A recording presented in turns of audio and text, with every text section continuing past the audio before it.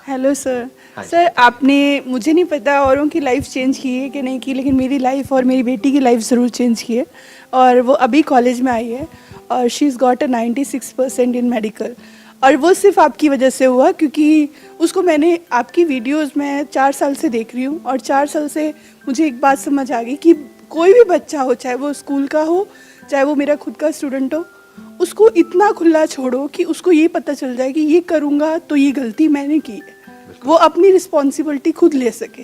हम टीचर्स क्या करते हैं कि हम उनकी कमियां तो उनको एहसास करा देते हैं, लेकिन जहाँ पे उनको अप्रिशिएट करना होता है वहाँ पे हम बैक ऑफ कर जाते हैं कि हमारी वैल्यूज कम ना हो जाए। Let's give a big hand for thank you very much.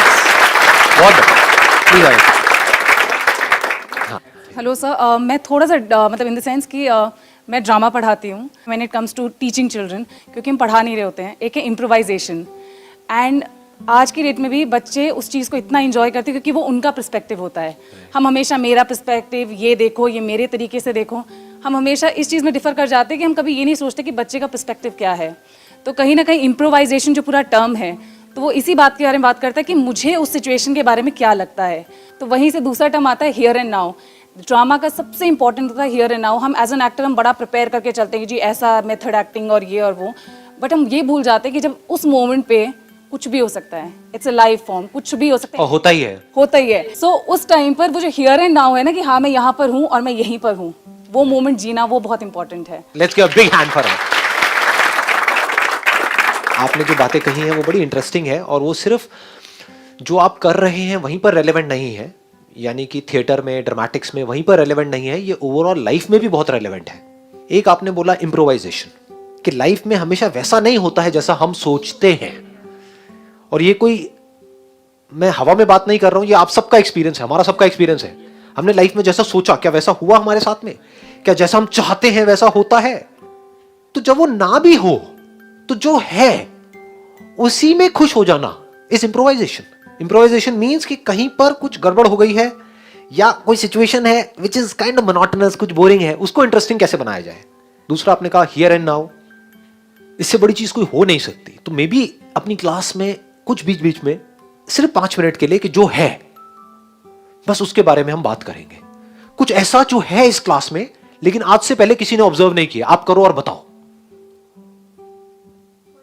हमें लगता है कि हम जानते हैं, कुछ नहीं जानते हैं। हम ख्यालों की दुनिया में होते हैं, सपनों की दुनिया में होते हैं। मैं आपको ऑनेस्टली बता रहा हूं, अगर अभी आज आप घर जाना, अपने घर जाकर के जिस कमरे में, जिस घर में आप रह रहे हो पिछले 10 साल से, 20 साल से, वहां पर जाकर के इस नजर से देखना अपने उस कमरे को, जिस नजर की मैं बात कर रहा हूं, कि देखता हूं इस कमरे में कुछ ऐसा है जो आज से पहले मैंने कभी ऑब्जर्व नहीं किया है। 1 2 नहीं, हजारों चीजें नजर आएंगी। Once we become aware of कि हमारे आसपास में क्या हो रहा है, तो हम ख्यालों की दुनिया से बाहर आ जाते हैं। सारी प्रॉब्लम्स हैं ख्यालों की दुनिया में।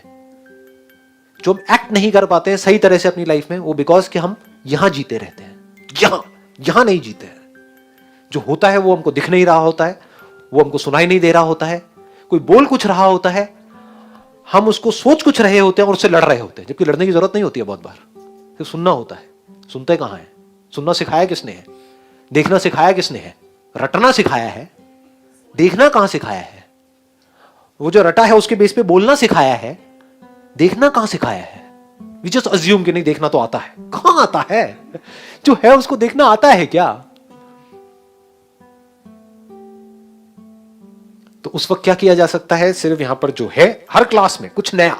और आई एम 100% श्योर बच्चे, अगर आप उनको मौका दोगे ना, 5 मिनट क्या 5 घंटे तक बोलते रहेंगे। बोलो तो सही, कुछ ऐसा जो आज से पहले इस क्लास में नहीं था। वो कहेंगे हाँ, यहां पर इस दीवार पे, इस जगह पे ये निशान पहले नहीं था, ये मक्खी नहीं थी, ये मक्खी की आवाज नहीं थी। If you are absolutely aware of every single moment in your life, आप देखोगे लोग रोबोट्स की तरह जी रहे हैं। कल मैं एक पार्क में वॉक कर रहा था अपने घर के पास में, वहां पे एक चूहा मरा हुआ था, वो लोगों को पता ही नहीं है। मैं वहां से जा रहा हूं तो मेरे को पता है कि अब वो पॉइंट आने वाला है, तो उससे थोड़ी देर पहले मैं सांस रोकता था, फिर धीरे धीरे छोड़ करके वहां से आगे बढ़ता था। वो लोग गुमसाड़ की तरह चले जा रहे हैं, उनको होश ही नहीं है, उनको पता ही नहीं है वहां पे बदबू है, बस अपनी अपनी ख्यालों में खोए पड़े हैं। ये बहुत बड़ी क्वालिटी है, to be here and now. ये नहीं आया तो इंसान होने का कोई फायदा ही नहीं है, मशीन है।